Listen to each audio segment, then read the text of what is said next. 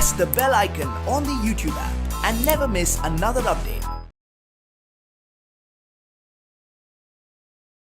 Today, let us discuss the 10th part of the chapter Oscillation. Right. So far in the last class, we have discussed about energy of a particle executing simple harmonic motion.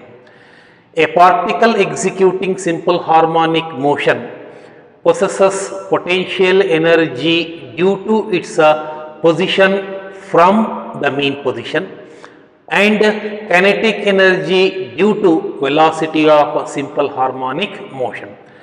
The total energy of the particle executing simple harmonic motion is equal to the sum of potential energy and kinetic energy, and we have derived an expression for potential energy of a particle at displacement y. The potential energy of a particle at any instant of time comes out to be half m omega square y square, where m is mass of the particle executing simple harmonic motion, omega is the angular frequency which is equal to 2 pi by t or 2 pi f, and y is the displacement. Since half m omega square is constant, that potential energy depends upon displacement of the particle from the mean position. Even potential energy we can say directly proportional to square of the displacement. Now let us find expression for kinetic energy of simple harmonic motion. Is expression for kinetic energy of simple harmonic motion. And now let us consider a particle of mass m, let v be velocity at time t at a displacement y. Now velocity of simple harmonic motion that we have derived. So v is equal to omega into square root of a square minus y square, where a is amplitude and y is displacement. Now kinetic energy of simple harmonic motion, that is v is equal to half m, ek is equal to half m v square. Let us take it as equation number 1, because in general for any particle of mass m moving with a velocity v, the kinetic energy associated with the particle is Ek is equal to half mv square. Now substituting velocity v as v is equal to square root of omega into square root of a square minus y square.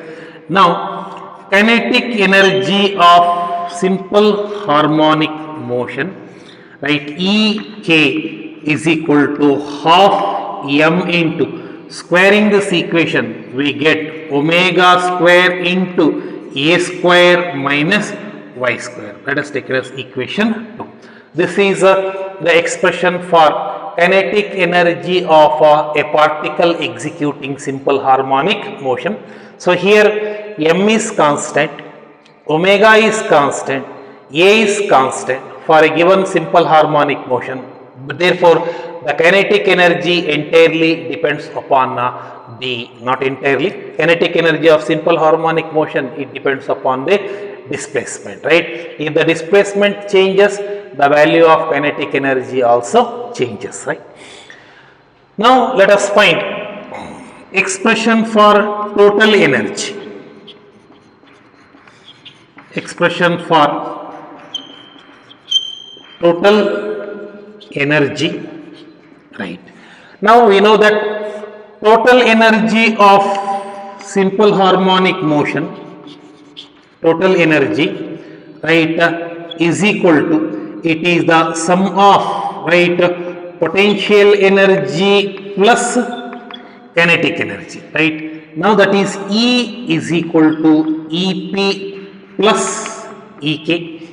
Now E is equal to, that is EP, half m omega square y square, plus this is half m omega square a square minus half m omega square y square. This half m omega square minus half m omega square get cancels. We have energy, total energy is equal to half m omega square a square, right? So this is the expression for total energy for a given simple harmonic motion, right? M constant, omega constant and a constant. So the total energy of the simple harmonic motion, right, it always remains the same. However, there is a change in potential energy and kinetic energy with respect to time or with respect to position of the particle from the mean position. So far we have derived expression for potential energy, kinetic energy and total energy of a particle executing simple harmonic motion.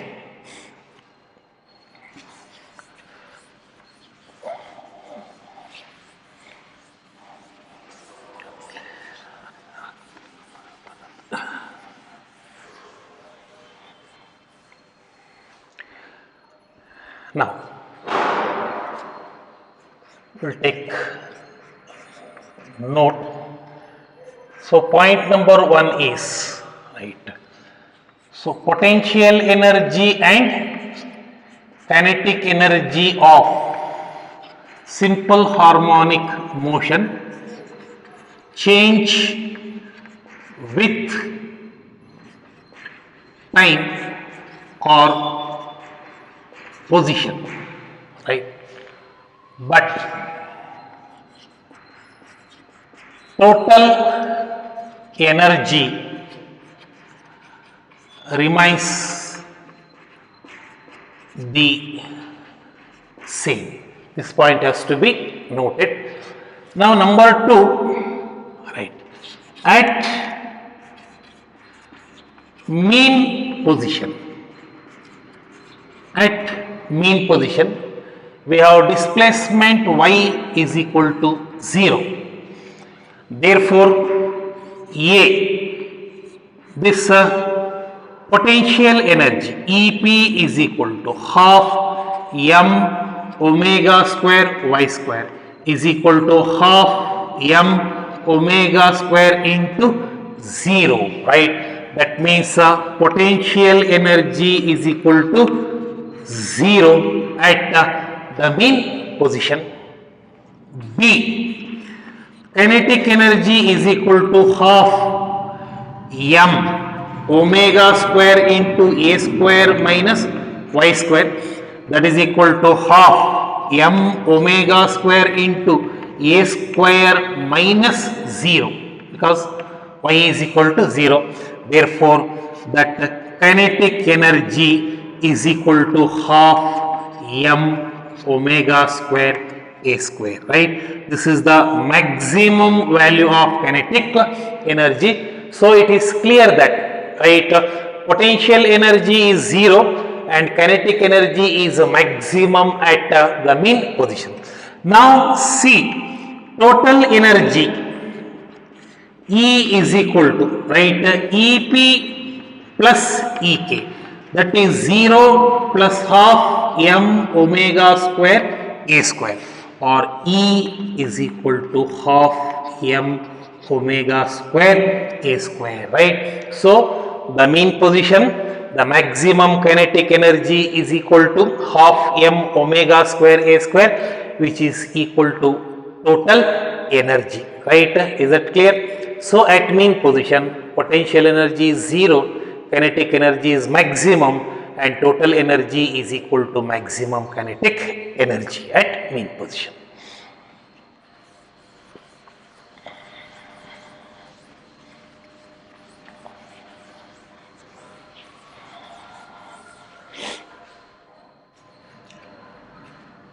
So number 3, at extreme position. At extreme position, the displacement y is equal to amplitude of a simple harmonic motion. Now we have A, potential energy is equal to half m omega square y square, right? Or that is equal to half m omega square a square. Therefore, the potential energy is maximum. So, EP maximum is equal to half m omega square into a square.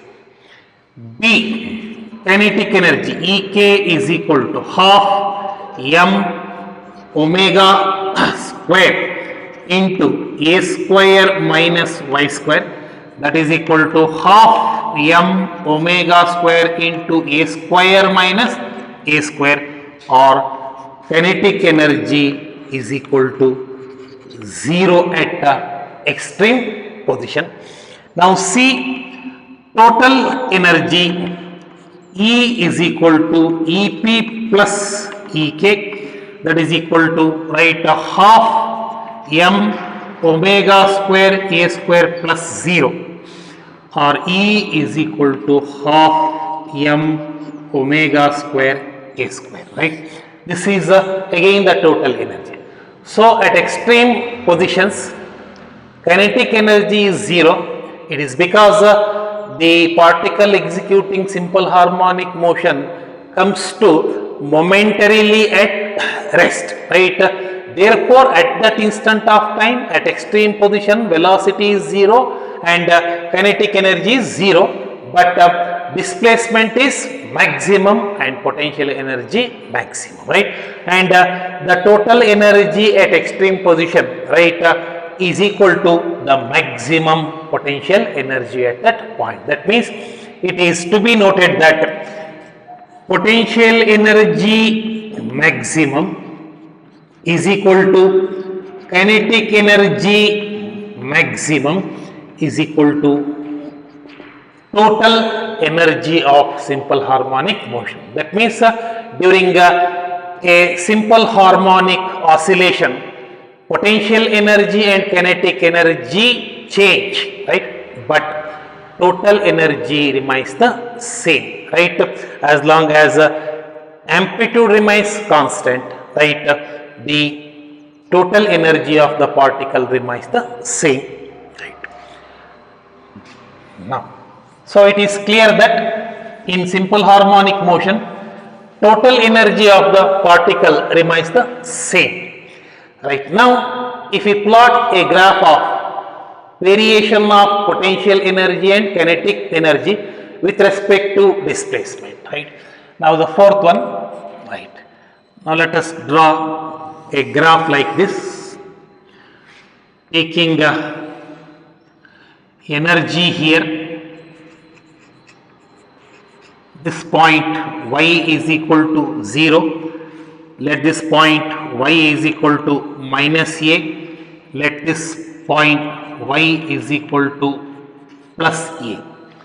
Now we know that as when we take the kinetic, suppose this is take. This is representing total energy. Energy is varying along this direction. It increases from this point and it becomes the maximum, which is equal to total energy. When we plot a graph, right, at extreme position, one extreme position, kinetic energy is 0. Now it gradually increases, becomes maximum at mean position, and then it decreases to 0. This is how the kinetic energy of a simple harmonic motion executes. Now if we take at the same point minus A plus A, right. Now at extreme position potential energy is maximum. Now when it moves towards the mean position, now the potential energy decreases and it becomes 0. Again on the other side the potential energy increases and becomes maximum at the other extreme position. So this is the variation of graph of potential energy and kinetic energy with respect to the displacement from the mean position. So at this point kinetic energy is extreme position, kinetic energy is 0, right, at extreme position. Now gradually increases, potential energy is maximum at this mean position, right, but kinetic energy is minimum at that point, right. Sorry, potential energy is minimum at mean position and kinetic energy is maximum at mean position. See here, this is a maximum kinetic energy when y is equal to 0. This is minimum potential energy when y is equal to 0. Now also we have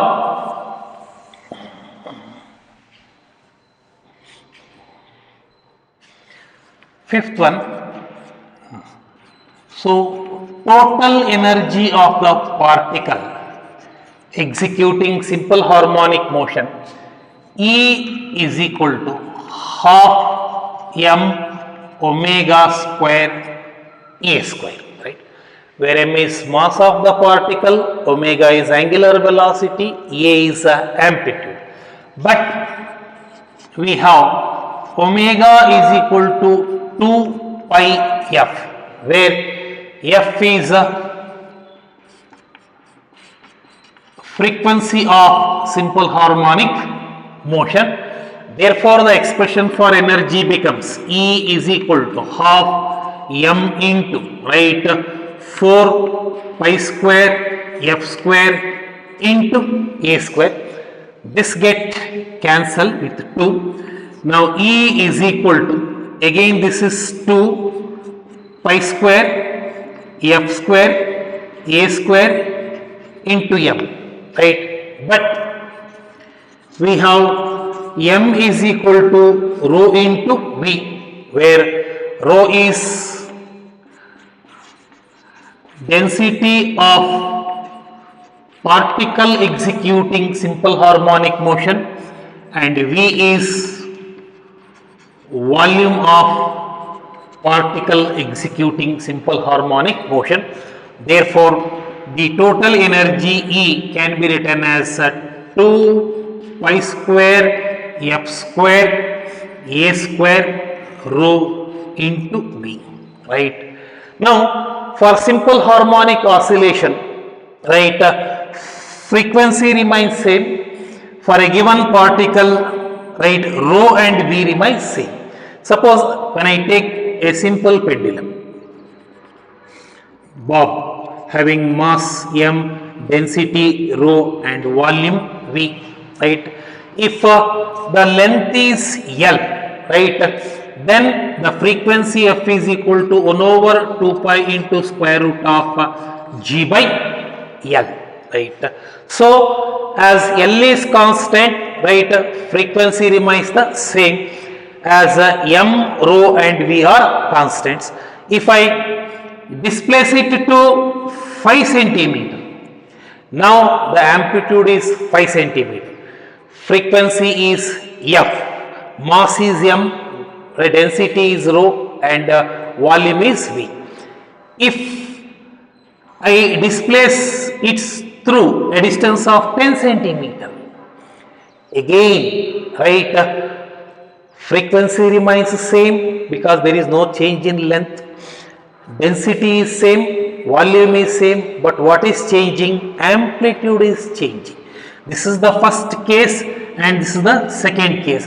For the same simple pendulum, right?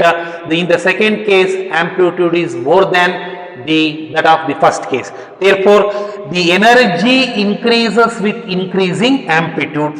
Therefore, we can write the total energy of a simple harmonic motion is directly proportional to square of the amplitude, right?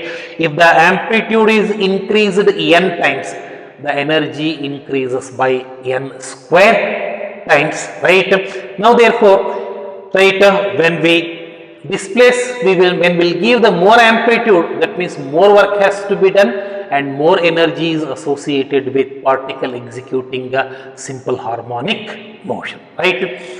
Now, that's all about an energy of a simple harmonic motion. Remember, what is energy of simple harmonic motion? Potential energy, kinetic energy, total energy. What are their values at extreme position, mean position, right? Now, how does kinetic energy, potential energy varies with respect to time, and what is the expression for total energy in terms of frequency, amplitude, density and volume?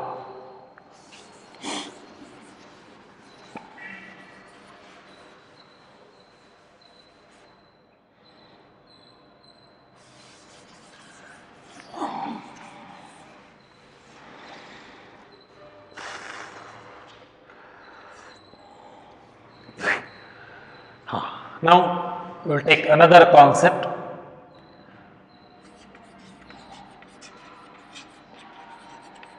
Characteristics of simple harmonic motion, right? When a particle is executing simple harmonic motion, what are the properties or characteristics possessed by the particle, right?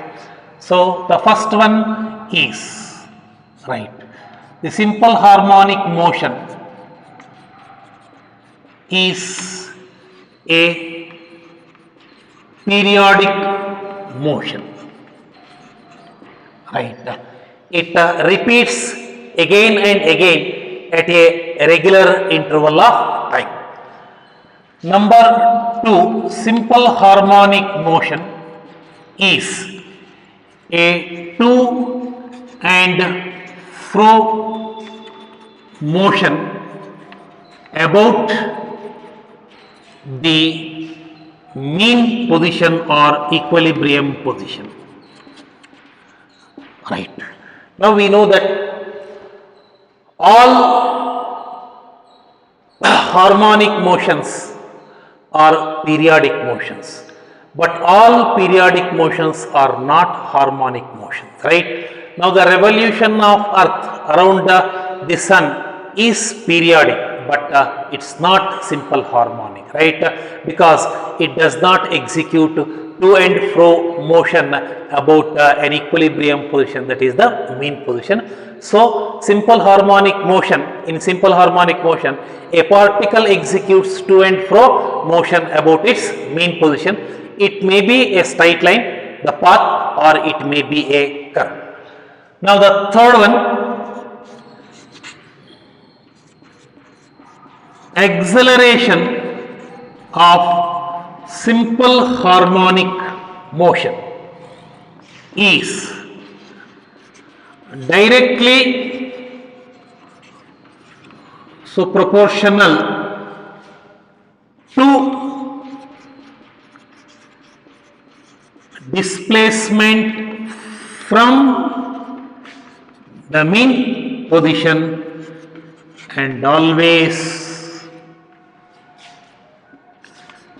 directed towards the mean position.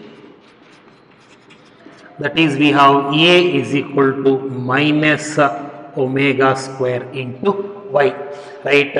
Where A is magnitude of acceleration is directly proportional to displacement from mean position, and the negative sign indicates that acceleration is always directed towards the mean position. And fourth one, regarding velocity, right? So, velocity of simple harmonic motion is maximum at mean position and 0 at extreme position, right? Velocity of particle executing simple harmonic motion is maximum at mean position and 0 at extreme positions.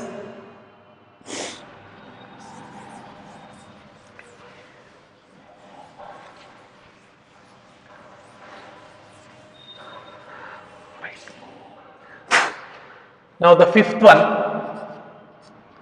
regarding acceleration, right? Now acceleration of simple harmonic motion is maximum at extreme position and minimum at mean position. Now the sixth one regarding that. Now at mean position, kinetic energy is equal to 0 and potential energy is maximum. At extreme position, potential energy is 0 and kinetic at at mean position, make some correction. So at mean position, in fact, kinetic energy is maximum and potential energy is equal to 0, but at extreme position, potential energy is maximum and kinetic energy is equal to 0 and total energy is always remain same. So these are the characteristics of a particle executing a simple harmonic motion. Is that clear?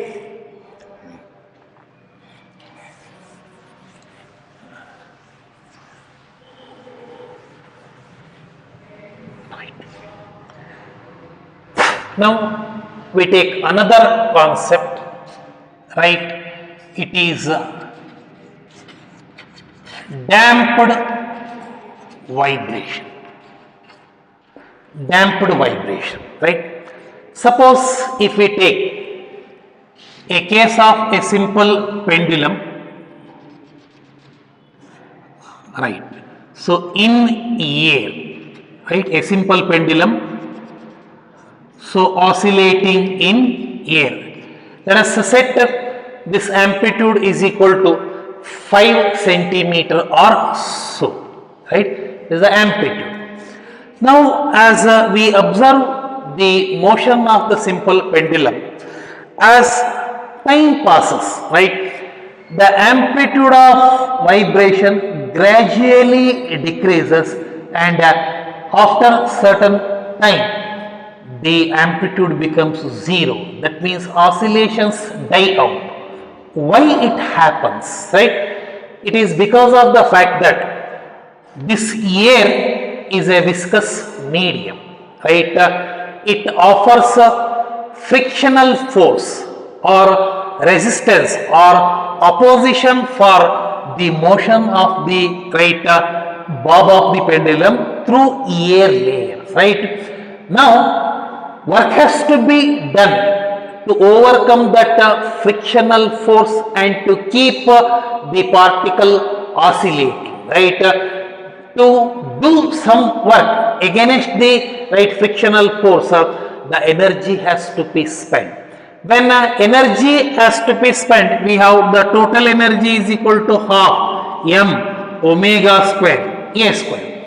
There is no change in mass, right? There is no change in frequency because mass depends upon the bulk and right, omega depends upon the length and acceleration due to gravity at that place, right? The energy decreases means right here the amplitude decreases and finally becomes zero. Such an oscillation in which the amplitude of simple harmonic motion gradually decreases with respect to time and finally becomes zero is called as damped vibration or damped oscillation, right? We can take it as damped vibration or damped oscillation, right? So when we plot a graph of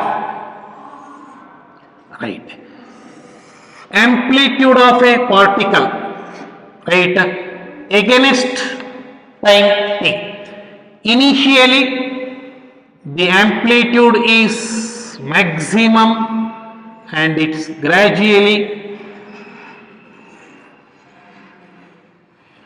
decreases, right? Such a oscillation is called as damped oscillation. We take the same example, example number 1. So simple pendulum in air, there is oscillation of a simple pendulum in air. Now oscillation of swing in air, you might have swing, in Kannada we call it as jokali. When it set into oscillation, it will not oscillate forever. After some times its amplitude right decreases and finally it comes to zero.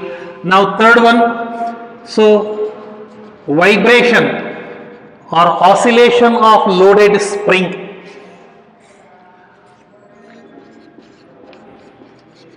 Now oscillation of loaded spring, right, and the oscillation of a tuning fork or the vibration of a tuning fork, then oscillation of a liquid in U-tube, etc. are damped oscillations, right?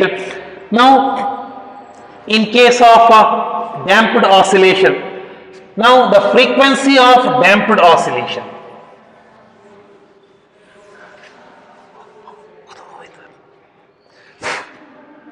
now frequency of damped oscillation,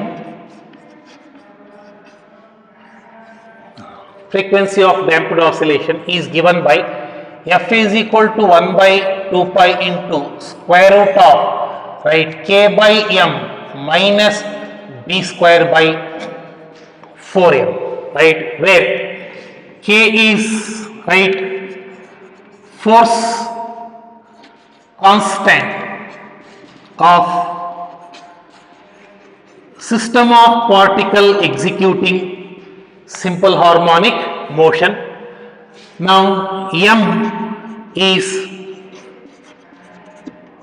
mass of particle executing simple harmonic motion and b is right damping constant of medium, right. Now that depends upon the frictional force offered by the medium for simple harmonic motion. If more is the simple harmonic motion, right, then right if the more is the frictional force offered by the medium, more is the value of B, right. If frictional force is absent, if the frictional force is absent in the medium, then B is equal to 0, now the frequency is equal to 1 over 2 pi into square root of k by m, and this is the expression for right frequency, and such an oscillation is called as right undamped oscillation, an oscillation in which right the amplitude of oscillation remains constant and does not vary with time is called as right undamped oscillation. But practically right it is possible only when the medium has no friction at all, or the loss of energy is compensated by external right the sources. For example, when we held an ordinary tuning fork right stuck right, it begins to vibrate, but vibration dies out as the time passes right at certain instant of time. But in Meldé string experiment, electronically maintained tuning fork right, that prong continuously vibrates and maintains the same amplitude, because here the loss of energy right is compensated by electrical energy. Such an oscillation is called as right undamped oscillation.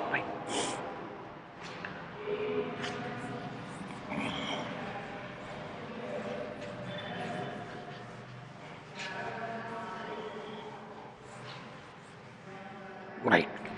Now here, so amplitude of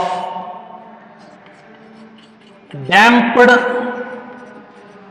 oscillation at any instant of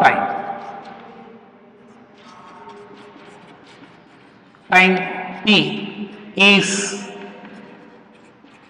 given by x is equal to a into e to the power of minus b by 2m into time, where a is the maximum amplitude, b is right damping constant, and m is mass. Right here, this indicates that right this equation indicates amplitude of damped oscillation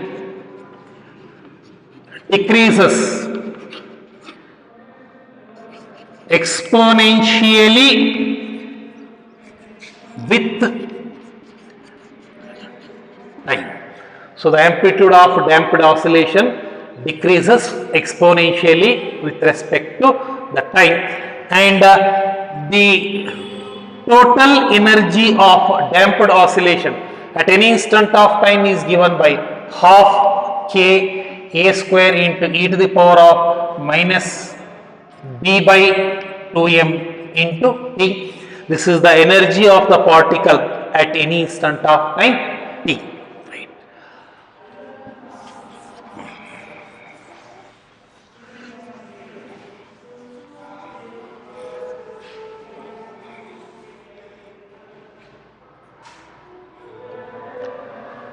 Now we take another concept, free oscillation. Right. So when a particle executing simple harmonic motion, oscillation or vibration, is set into oscillation and left it free from the external force, then it vibrates with its own frequency called natural frequency.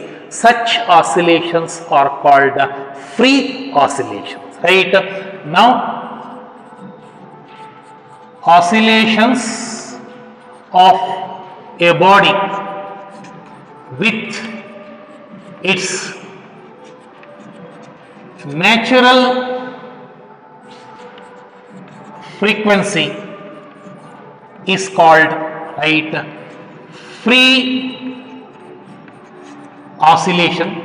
For example, the oscillation of a simple pendulum, the oscillation of a loaded spring, the vibration of a tuning fork, etc. right, are the free oscillations. Now here the natural frequency of oscillation right depends on, right? Number one, right, dimensions of body, that is the length, area, volume, etc. Number two, elastic property of the body, the values of moduli of elasticity, that is Young's modulus, bulk modulus, rigidity modulus, etc. And the third one, it is modes of vibration or modes of oscillation, right?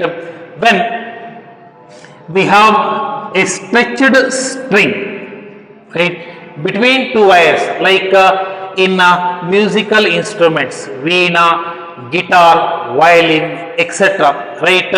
They will have the several strings. We will discuss later, right, while discussing stationary waves, right? So when it is plucked, it began to oscillate, right? Now sometimes it oscillates with one loop, like this.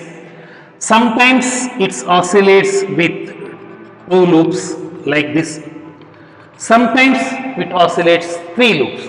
It may be one loop, two loop, three loop, four loops, etc. N number of loops, right? So the frequency of vibration is different for different loop, right?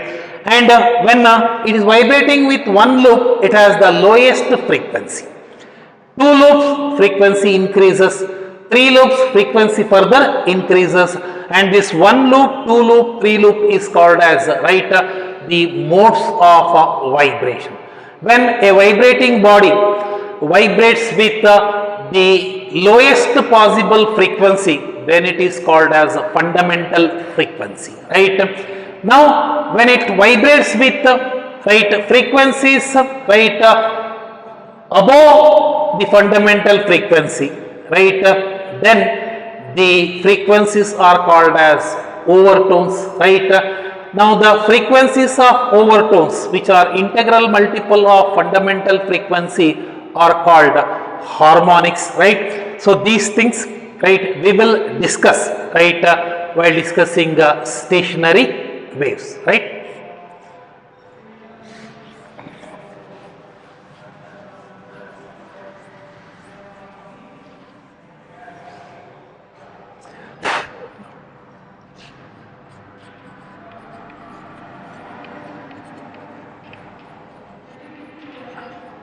Now forced oscillation, right? Now we see it when we observe guitar, veena or violin, etc., right?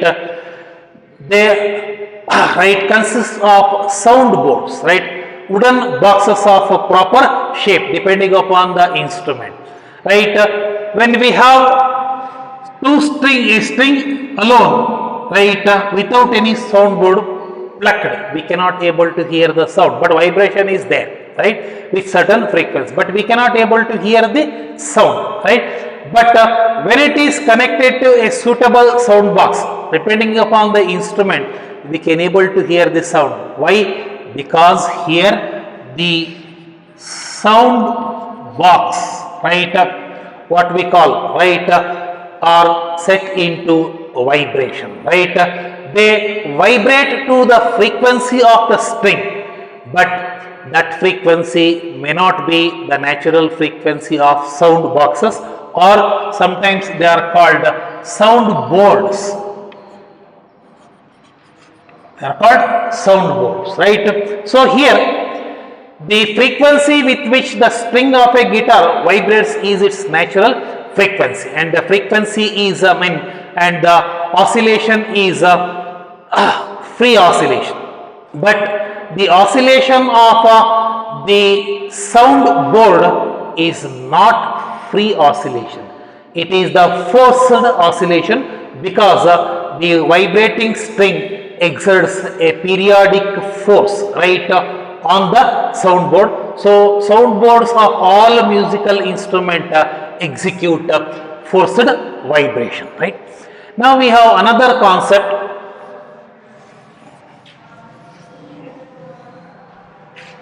is.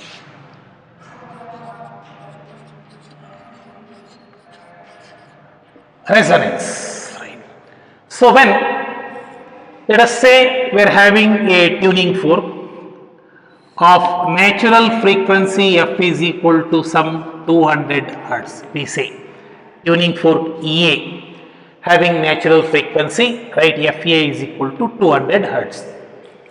When we are having another tuning fork B of say natural frequency 300 hertz, right. So when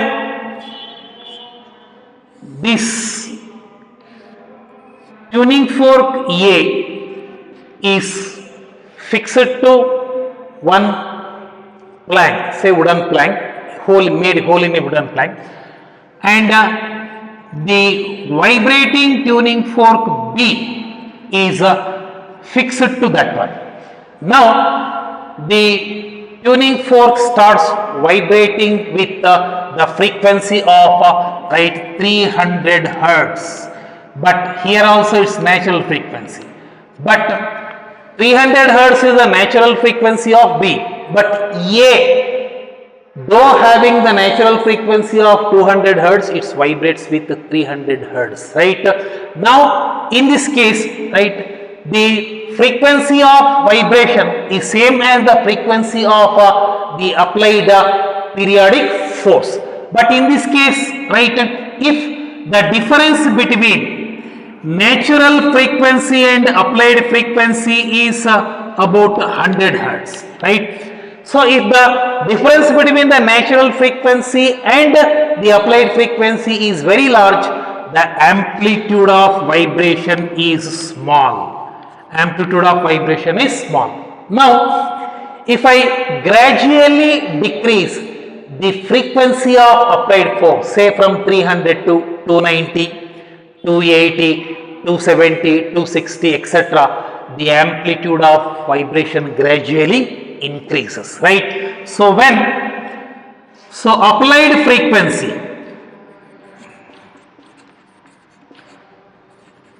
equal to natural frequency of the body, right. Now the body vibrates with the maximum amplitude. Now such oscillations are called resonant oscillations, and the phenomenon is called as resonance frequency, right. Now the phenomenon in which a body vibrates with maximum amplitude when applied periodic frequency on applied periodic force or frequency of periodic force on the body is equal to natural frequency of the body is called, right, resonance, right. Now the sonometer experiments, right, resonance column experiment, all are based on the phenomenon of resonance, right. And generally you might have seen that the soldiers do not march fast over a bridge. Why? Because the frequency produced by the march fast of the soldiers is around the natural frequency of the bridge. You see, when an automobile vehicle is passing through a bridge, right, we see the bridge vibrates, but to the frequency of automobile vehicle, which is far too different from the natural frequency of the bridge. So when soldiers march past on the bridge, their frequency matches with the natural frequency of the bridge. You see what happens? The bridge begins to vibrate with maximum oscillation, means maximum amplitude. That means the bridge may collapse. Such a phenomenon is called as right, resonance, right. Now we use the concept of resonance while performing two experiments, one sonometer experiment and another one is resonance column experiment in laboratory, and that completes your chapter oscillation. But however, right, we need to discuss some numerical problems in oscillation, right, along with the competitive part that we will take in the next classes. Thank you.